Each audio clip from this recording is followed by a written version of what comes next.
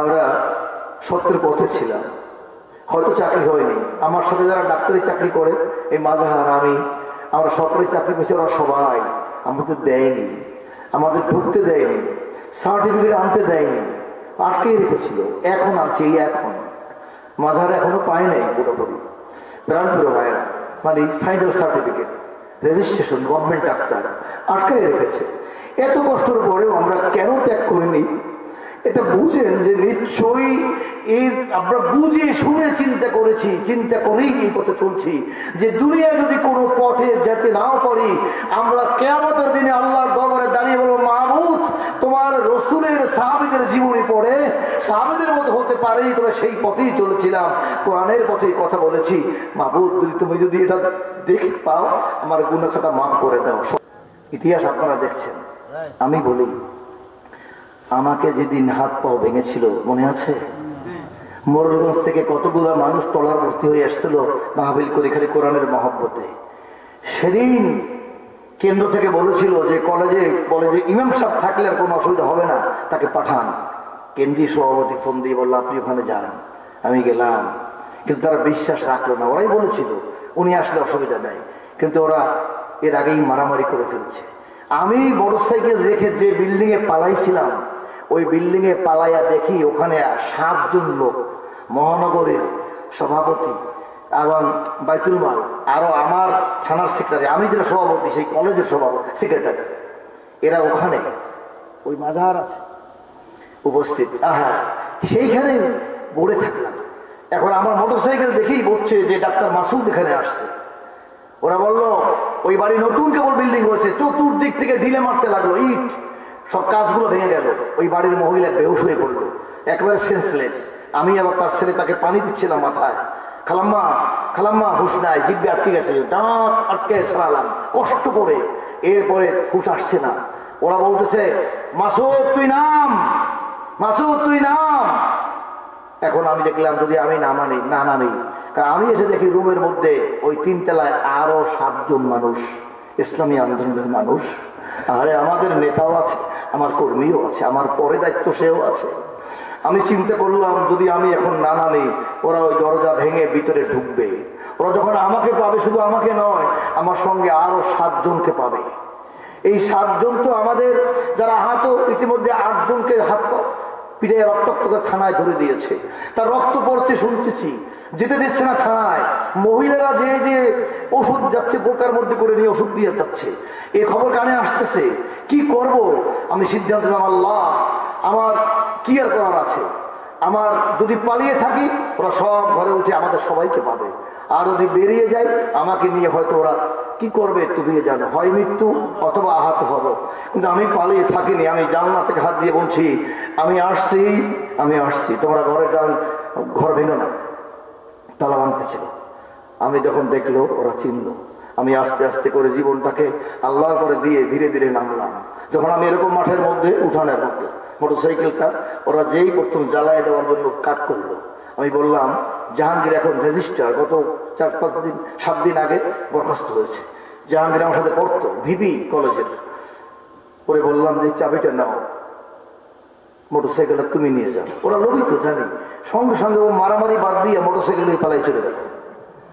বাকিরা আমাকে ধরে মারতে মারতে নিয়ে গেল অফিসে। নিয়ে যাওয়ার পরে ইটের পরে পা রাখলো, তারপরে হাতুড়ি দিয়ে পা ভাঙলো। এরপরে যখন 1 পা ভাঙা হয়ে গেল, আমি বললাম আর ভেঙো না, পা ভেঙে গেছে, টিভিও ফবুলা, হাড্ডি 2টা আলাদা হয়ে গেছে, পা ভাঁজ হয়ে গেছে। আর একজনের চাইনিজ কুড়াল দিয়ে আসে, কোপ ঠাস করে হাঁটুর নিচ দিয়া কুড়ালটা ঢুকে গেল, রক্ত পড়তেছে আগে থেকেই। এরপরে একজনে বললো চক্ষুটা তো তুলে দেবো।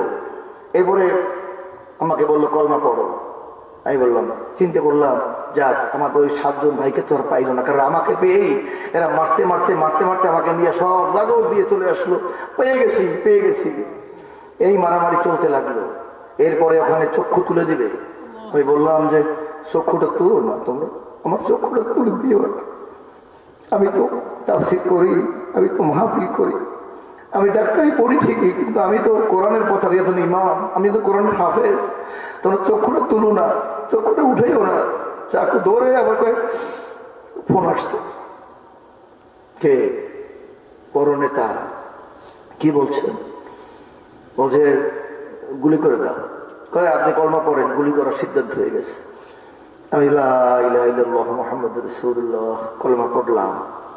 এরপরে ওই ছেলেটি বলল, একটা ফায়ার করলো বাগানের দিকে করে, বলে যা কি এটা মনে করে ফালাই রেখে চলে গেল। কিন্তু হাতটাও ভেঙে গেছে, পাটাও ভেঙে গেছে, আমি উঠতে পারি না, রক্ত ঝরে পড়তেছে, টুপিটা রক্ত লেগেছে, মাথায় দিয়ে বসে আছি। কেউ যদি একটু তুলে দিত আমাকে, একটু মেডিকেলে যেতাম। কেউ সাহস পাচ্ছে না, সবাই চতুর্দিকে ওরা বলছে খবরদার। সব চলে গেল, আজান হয়ে গেছে, আমি হাত পা ভাঙ্গা পড়ে আছি, রক্ত ঝরছে, এনিমিয়া হয়ে যাবে, রক্ত বেশি রক্তকরণ হয়ে গেলে তো অসুবিধা হতে পারে, ডাক্তার মানুষ বুঝতেছি। আমি এক গার্মেন্টসের মেয়েদের ছুটি হয়ে গেল, মেয়ে ছেলেটা যাচ্ছে আর ওকে দিয়ে সবাই দেখে হাত পা ভাঙ্গা একটা মানুষ পড়ে আছে। হুজুর, লোকেরা বললো হ্যাঁ এইরকম মানুষকে মারে। একটা লোককে দেখলাম দাঁড়িয়ে আর টুপিওয়ালা, আমি বললাম ভাই একটু দিকে আসো, আমি অমুক মসজিদের ইমাম সাহেব, ইস্টার্ন প্লাজা, আমাকে ওরা মেরেছে, তুমি একটু ডাক্তারখানা নিয়ে যাও। আমি চাকরি করি তো, তোমার বেতন আমি আজকে ডবল দেবো, তুমি আমরা একটু উঠে যাও বাবা। তারপরে সে সাহস করে টাকায় টাকায় দেখলো, ওই মোটরসাইকেল যিনি নিয়ে গেছেন তিনি এত সময় পর আসছেন, এসে বলছে কি হচ্ছে এখানে। যাই হোক, সে ঘটনা যে কোনো রকম করে আমাকে তুলে দিল, রিক্সায় যেখানে পা রাখে ওখানে ফেলাই দিল, আলুর বস্তার মতো ফেলে দিল।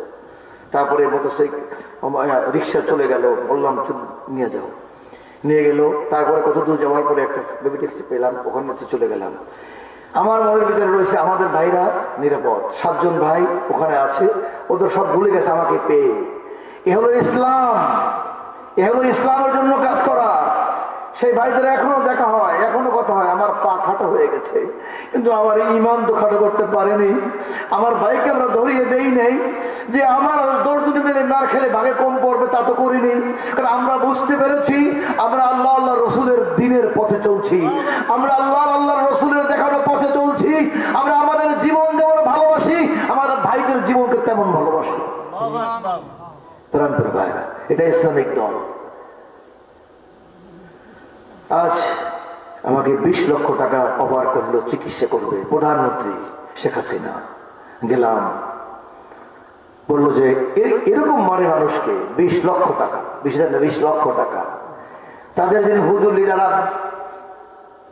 হাবিবুল্লাহ কাশপুরি এসে বললো যে হুজুর আপনি একলা নিলে হবে না, আমাদের ওলামা লীগের ফান্ডে 10 লাখ দিতে হবে, তাহলে টাকাটা পাস হবে, চেক দেন। আমি বললাম তারপর ঘোষণা করবেন যে এটা এরা করে নাই, এরা অন্যরা করছে, মিথ্যে বলবেন। আমরা কি মিথ্যে বলবো? 20 লাখ কেন, 20 কোটিতে বলবো? আমি পালিয়ে চলে আসলাম, মোবাইল বন্ধ করে দিলাম, টাকা নেইনি। কি হয়েছে?